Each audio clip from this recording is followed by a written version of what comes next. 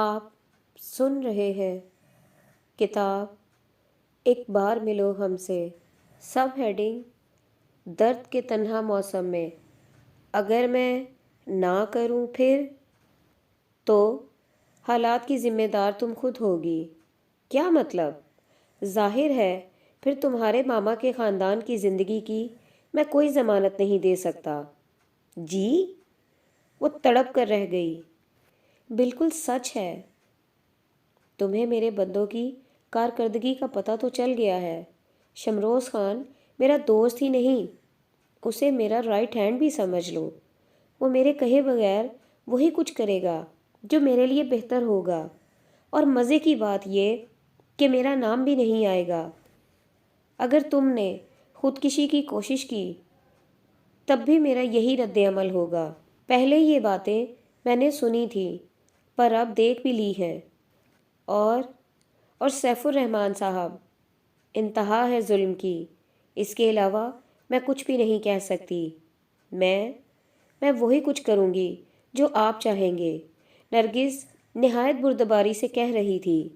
مجھے پتہ ہے رونا، چیخنا، چلانا فضول ہے، کیونکہ جہاں میں قید ہوں یہاں کی دیواریں بے حد اونچی ہیں، جہاں سے میری آواز باہر نہیں جا سکتی، اور اگر چلی بھی جائے تو بھی سن کر کسی نے میری مدد کو نہیں آنا۔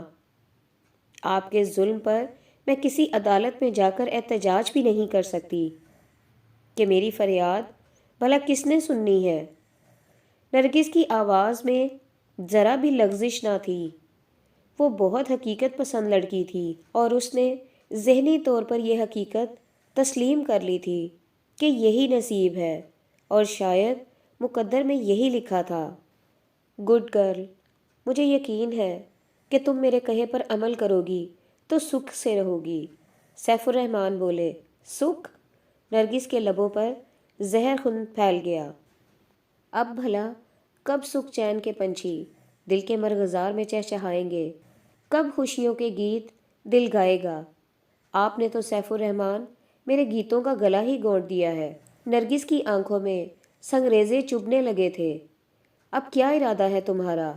انہوں نے پوچھا۔ نیازی صاحب قیدیوں سے ارادے نہیں پوچھا کرتے، حکم دیتے ہیں، اور آپ جو حکم کریں گے میں بجا لاؤں گی۔ تم کو تو میں بہت بہادر سمجھتا تھا نرگس جمال۔ بہادر تھی میں۔ اگر آپ فیئر گیم کھیلتے میرے ساتھ تو میں آپ کو اپنی بہادری دکھاتی۔ اب دکھا دو۔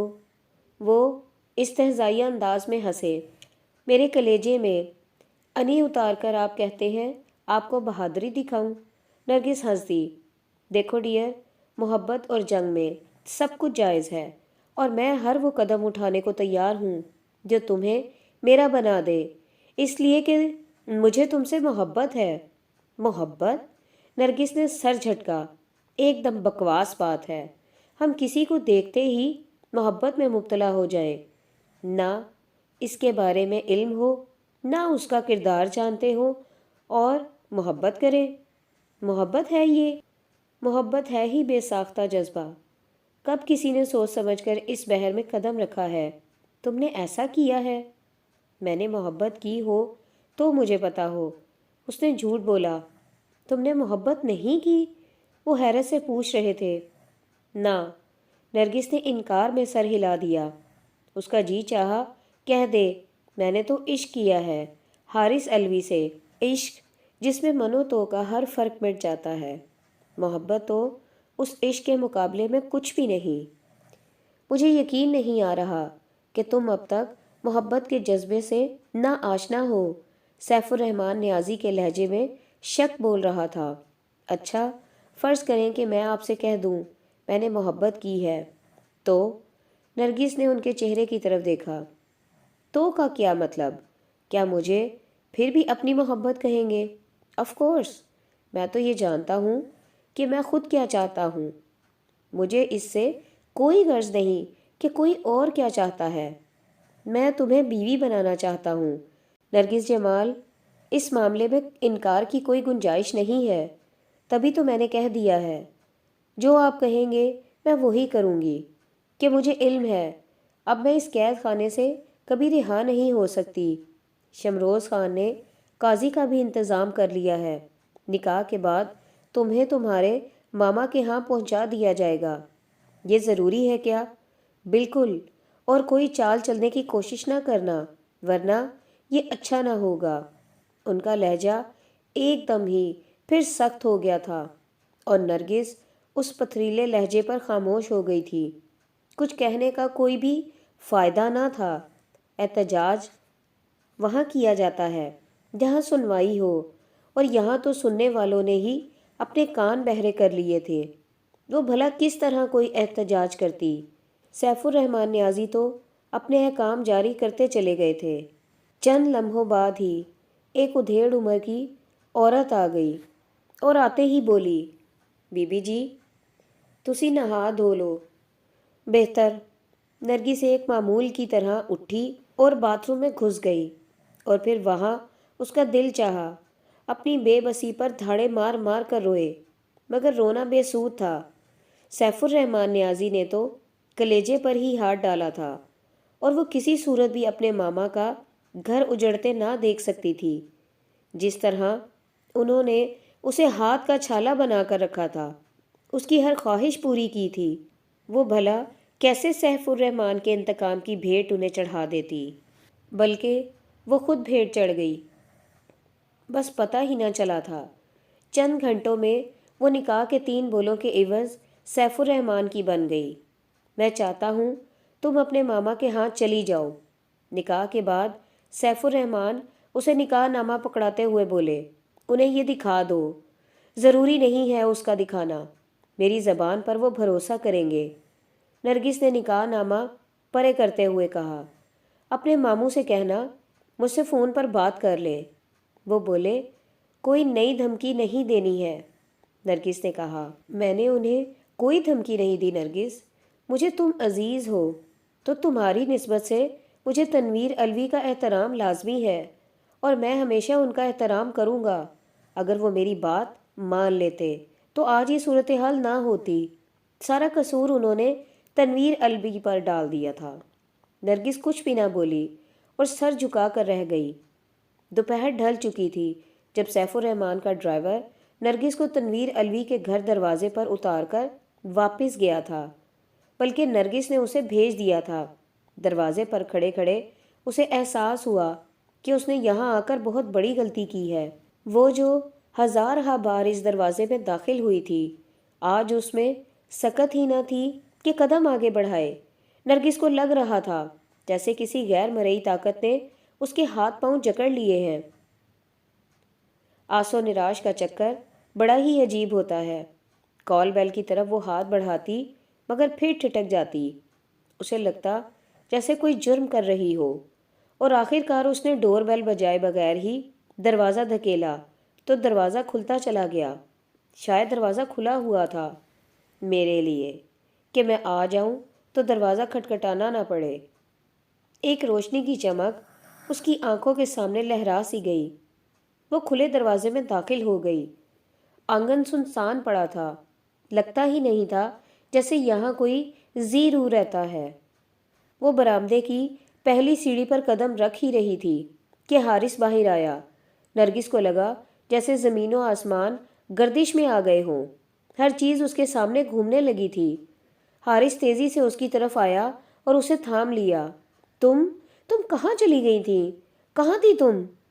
حارث نہایت بے قرار لہجے میں پوچھ رہا تھا، اور وہ اس سے اپنا آپ چھڑا کر اس کمرے میں آئی جہاں سے حارث ابھی ابھی باہر آیا تھا۔ کمرے کی فضا بوجھل تھی اور سبھی موجود تھے۔ ذکیہ خاتون بستر پر دراز تھیں، معروف اور نیلو ان کے پائنتی پر بیٹھی تھیں، جبکہ تنویر الوی کرسی پر دراز تھے۔ نرگس کو دیکھتے ہی وہ اٹھ کھڑے ہوئے، تب وہ بھاگ کر ان کے قدموں سے لپٹ گئی اور رو دی۔ لگتا تھا اس کا پورا وجود ہی آنسوؤں میں بہہ جائے گا۔ تو کہاں تھی بیٹا؟ بہت تلاشا ہے تجھے۔ انہوں نے اسے بازوؤں میں تھام کر اوپر اٹھایا اور پھر سینے سے لگایا۔ دیکھ تو تیری مامی کی کیا حالت ہو گئی ہے، سنبھل ہی نہیں رہی۔ اب تو آ گئی ہے تو یہ ٹھیک ہو جائیں گی۔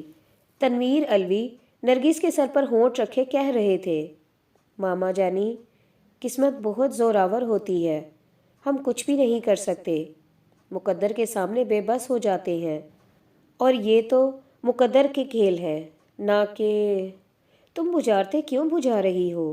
بتاؤ نا، حارث اس کی بات کاٹ کر گرجا۔ دھیرج حارث، تم پریشان مت کرو میری بچی کو۔ تنویر الوی تو اب سنبھل سے گئے تھے، انہوں نے حارث کو سرزنش کی۔ ماما جانی، میں سیف الرحمان کے ہاں تھی، نرگس نے آہستہ سے بتایا۔ مگر وہ تو گاؤں گیا ہوا تھا۔ جی، آج صبح ہی وہ اس کمرے میں آئے جہاں مجھے قید کیا گیا تھا، اور یہ کارنامہ ان کے قریبی دوست رائٹ ہینڈ نے انجام دیا تھا۔ نرگس نے مختصراً اپنی اغوا کی کہانی سنا دی۔ میں اس کا خون پی جاؤں گا، حارث مٹھیاں بھینچ کر بولا۔ وہ کہتا ہے کہ اس نے میرے اغوا کا حکم نہیں دیا، پھر یہ سب کیسے ہوا؟ بابا جان، میں ابھی جاتا ہوں۔ اور آپ نہیں جائیں گے حارث؟ نرگس پہلی بار حارث سے مخاطب ہوئی۔ کیوں؟ وہ حیرت سے بولا۔ اب سیف الرحمان میرے شوہر ہیں۔ وہ نہایت اطمینان سے بولی۔ کیا؟ حارث تڑخا۔ ہاں، صبح میرا نکاح ہوا ہے، اور اب انہوں نے مجھے خود بھیجا ہے تاکہ میں یہ اطلاع دے دوں۔ مگر یہ سب کیسے ہوا؟ حارث کی سمجھ میں کچھ نہیں آ رہا تھا۔ میری مرضی سے ہوا ہے یہ سب، نرگس بولی۔ نرگس؟ تنویر الوی حیران تھے۔ جی ماما جانی، نرگس کی آواز رند گئی۔ مجھ سے کچھ مت پوچھیے گا۔ بے شک نکاح نامہ پر دستخط کرتے ہوئے میرا دل نہ کی تکرار کر رہا تھا، مگر ذہن نے اس مجبوری کو سمجھ لیا تھا، جان لیا تھا، جس کی وجہ سے میں نے یہ قدم اٹھایا۔ حالانکہ مجھے پتا تھا سیف الرحمان، جسے میری آزادی کا پروانہ کہہ رہے ہیں، یہ نکاح نامہ جس پر میں دستخط کر رہی ہوں، میری قید کا حکم نامہ ہے۔ پھر بھی ماما جانی، میں نے ایسا کیا کہ یہ میری مجبوری تھی۔ کیسی مجبوری؟ حارث نے کہا۔ میں یہ نہیں بتاؤں گی، وہ اطمینان سے بولی۔ کیوں؟ حارث سانپ کی طرح پھنکارا۔ ماما جانی، میں مزید کسی سوال کا جواب نہیں دوں گی، نرگس نے حارث کی طرف دیکھے بغیر کہا۔ اگر تم کسی سوال کا جواب نہیں دینا چاہتی، اور نہ ہی وہ سچ بتانا چاہتی ہو جسے تم نے مجبوری کا نام دیا ہے، تو سنو نرگس جمال، تمہارا اس گھر کے مکینوں سے کوئی تعلق نہیں۔ حارث کا لہجہ پتھر پھینک رہا تھا۔ یہ گھر میرے ماما کا ہے حارث الوی، اور آپ مجھے نہیں روک سکتے، ہے نا ماما جی؟ نرگس نے نہایت آس سے تنویر الوی کی طرف دیکھا، اور اس سے پہلے کہ تنویر الوی کچھ کہتے، حارث نے نرگس کا ہاتھ تھاما اور تقریباً اسے گھسیٹتا ہوا باہر لے آیا، اور گرج کر بولا۔ نکل جاؤ یہاں سے، کوئی ضرورت نہیں ہمیں تمہاری۔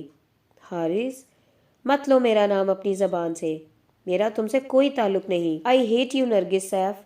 حارث، آپ تو مجھ سے محبت کرتے تھے، نرگس نے بڑی آس سے کہا۔ مجھے نرگس جمال سے محبت تھی، نرگس سیف سے نہیں، آئی سمجھ؟ چلی جاؤ یہاں سے۔ حارث نے اسے گھر سے نکال دیا اور دروازہ بند کر دیا۔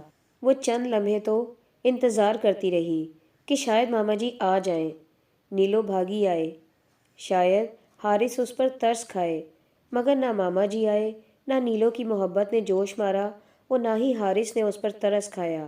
اسے لگ رہا تھا جیسے وہ لکودک صحرا میں تنہا کھڑی ہو، اور اسے کوئی راستہ ہی نہ دکھائی دے رہا تھا۔ ہائے ربا، میں کہاں جاؤں؟ میرا بھلا قصور کیا ہے؟ میں نے کون سا جرم کیا ہے؟ میں نے تو ماما کی عزت بچانے کی خاطر خود کو داؤ پر لگا دیا، اور حارث تم سے مجھے یہ امید نہ تھی۔ دیکھو تو، میں سیف الرحمان کی ہونے کے باوجود بھی دل میں تمہاری محبت چھپائے ہوئے ہوں۔ میرا دل اب بھی تمہارے نام پر بدن کی عمارت میں دھڑ دھڑا رہا ہے۔ اب بھی تمہارا نام میرے لیے باعث تسکین ہے، میری روح کو قرار تمہارے نام سے ہی ملتا ہے۔ حارث، مجھے تم سے ایسی امید نہ تھی۔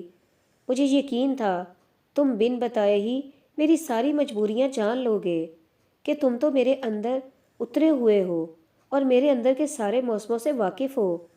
تم سے تو مجھے پتھروں کی امید نہ تھی۔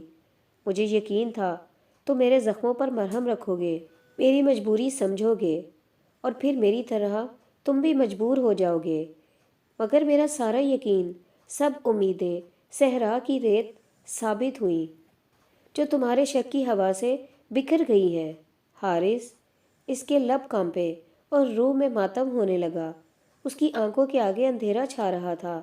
تب اس نے دیوار کو تھام لیا جیسے یہی آخری سہارا ہو۔ اسی وقت سیاہ چمچماتی ہوئی ہونڈا ایکورڈ اس کے قریب آ کر رکی۔ باوردی ڈرائیور نے اتر کر پچھلی نشست کا دروازہ کھولا اور نرگس بنا کسی پس و پیش کے کار میں بیٹھ گئی۔ اسی کار میں تو وہ یہاں تک آئی تھی۔ کہاں چلیں جی؟ گھر، وہ آہستگی سے بولی۔ صاحب نے کہا تھا کہ آپ واپسی پر شاپنگ بھی کریں گی۔ شاپنگ؟ نرگس نے حیرت سے کہا۔ جی، ڈرائیور نے کہا۔ زمان خان، تم یہی موجود تھے کہیں؟ وہ بات پلٹ کر بولی۔ جی بیگم صاحبہ، یہ صاحب کا حکم تھا۔ میں گلی کی نکڑ پر کھڑا رہا ہوں، آپ باہر آئیں، میں فوراً آ گیا۔ اوہ! نرگس کے لبوں سے آہ زخمی پرندے کی مانند آزاد ہوئی۔ تو سیف الرحمن، تمہیں علم تھا کہ نرگس جمال کو اب اس کے اپنے بھی قبول نہ کریں گے؟ تمہارے اندازے کس قدر درست ثابت ہوئے۔ دیکھو نا، جس پر مجھے بے تحاشا مان تھا، اسی نے میری باہ پکڑ کر دروازے سے باہر دھکیل دیا۔ کسی نے بھی اسے منع نہیں کیا، کچھ بھی تو نہ کہا۔ کیا میرا تعلق اتنا کچا تھا؟ نرگس کی آنکھوں میں آنسو آ گئے جنہیں اس نے کمال ضبط سے آنکھوں ہی آنکھوں میں پی لیا۔ بیگم صاحب، پھر بازار چلنا ہے؟ زمان خان پوچھ رہا تھا۔ نہیں زمان خان، گھر چلو۔ نرگس نے گردن سیٹ کی پشت پر ٹکا کر آنکھیں مون لیں۔ سرخ سنگ مرمر والے فرش کے برآمدے سے گزر کر جب وہ راہداری میں پہنچی تو اس کی سمجھ میں نہیں آ رہا تھا کہ کہاں جائے۔ اجنبی جگہ اور اندیکھا ماحول، وہ تو قید تھی، اور پھر اسی کمرے سے وہ ڈرائیور کے ہمراہ چلی گئی تھی۔ اب وہ عجیب سی کیفیت میں مبتلا تھی۔ تبھی ایک کمرے سے سیف الرحمن نکل آئے۔ ارے، تم آ گئی؟ وہ حیرت سے بولے۔ نرگس کو ان کی حیرت مصنوعی سی لگی۔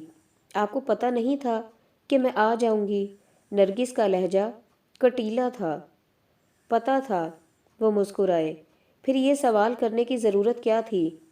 مجھے یہ امید نہ تھی کہ تم اس قدر جلد آ جاؤ گی۔ شاپنگ نہیں کی تم نے؟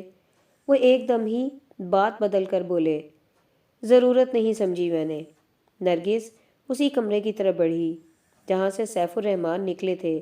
وہ بھی اس کے پیچھے پیچھے اندر آ گئے۔ نرگس جہازی سائز کے بیڈ کے ایک کونے پر ٹک گئی۔ ایزی نرگس، میں بالکل ٹھیک ہوں۔ کیا کہا تمہارے ماموں نے؟ جو ایک غیرت مند شخص کو کہنا چاہیے تھا۔ غیرت مند؟ سیف الرحمن ہنسے۔ اس میں ہنسنے کی کیا بات ہے؟ تم جسے غیرت کہہ رہی ہو وہ بے وقوفی ہے۔ انہیں تو خوش ہونا چاہیے، ہاں، جشن منانا چاہیے کہ آپ نے ان کی بھانجی کو اغوا کر کے نکاح کر لیا ہے۔ میرا یہ مطلب نہ تھا۔ نیازی صاحب، اگر ایسی سچویشن سے آپ گزرتے تو آپ کا رد عمل کیا ہوتا؟ نرگس نے چپتا ہوا سوال کیا۔ کیا مطلب؟ وہ چونکے۔ صاف سی بات ہے، اگر آپ کی بیٹی سے میرے ماما اسی طرح شادی… شٹ اپ! وہ مٹھیاں بھینچتے ہوئے اٹھ کھڑے ہوئے۔ کلیجہ دکھا آپ کا؟ نرگس نے ان کی لہو آشام آنکھوں میں دیکھا۔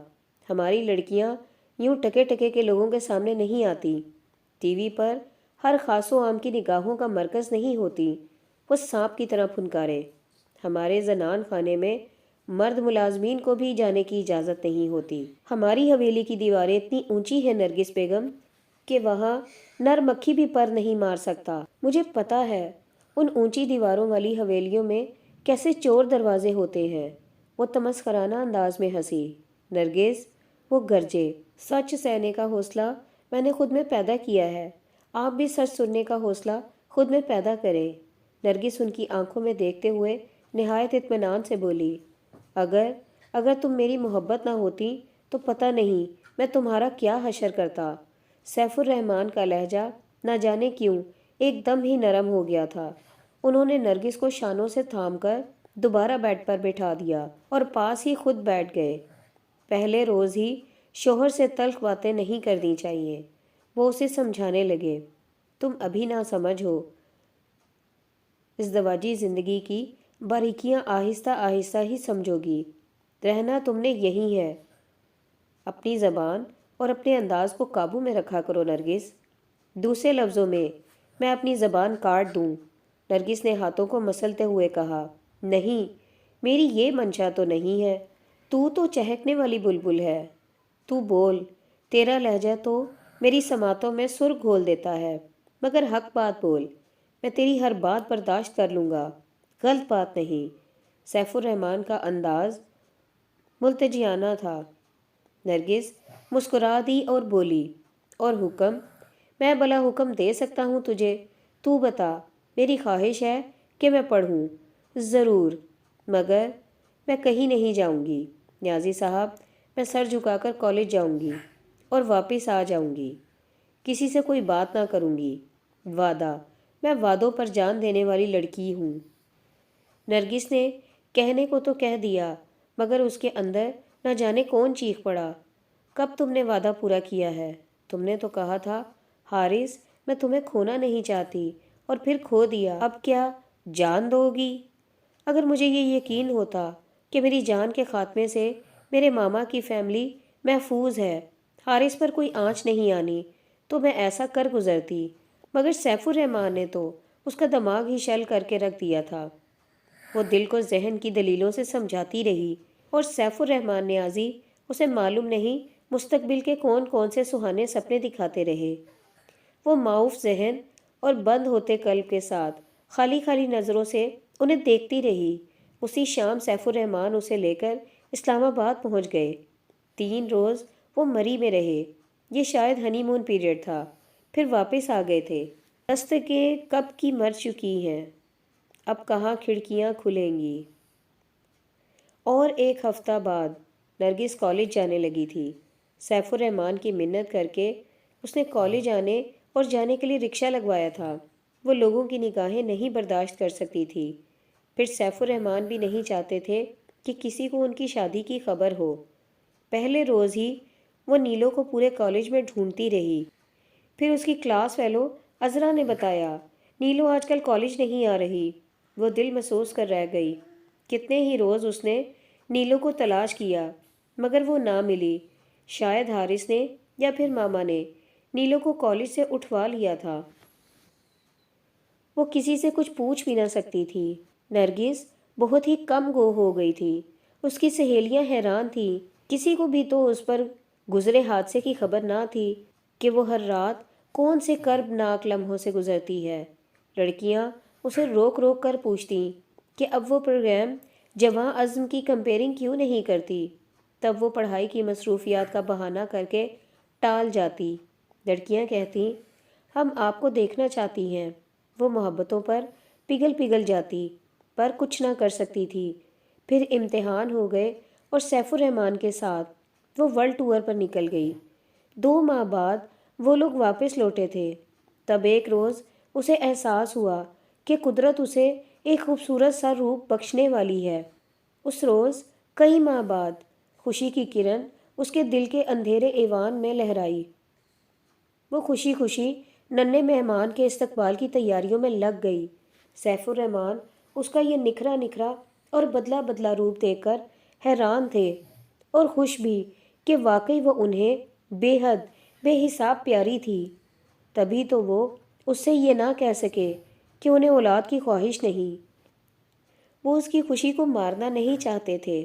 پہلی بار تو انہوں نے اس کے لبوں پر مسکراہٹوں کے پھول کھلتے دیکھے تھے، اور نرگس پہلی بار انہیں واقعی اپنے لگی تھی۔ دن یوں ہی گزرتے رہے، اور آخر ایک سپہر زندگی و موت کی کشمکش سے گزرتے ہوئے نرگس نے ایک پیارے سے بیٹے کو جنم دیا۔ ہاسپٹل کے پرائیویٹ VIP روم میں پہلو میں لیٹے بیٹے کو دیکھ دیکھ کر وہ خوش ہوتی رہی۔ سیف الرحمن نیازی اس کے چہرے پر بکھرتے رنگوں اور روشنیوں کو دیکھتے رہے۔ پھر بولے، تم نے کوئی نام بھی سوچا ہے؟ جی، آپ سوچے نا۔ بھئی تم اپنی پسند کا نام بتا دو۔ حارث۔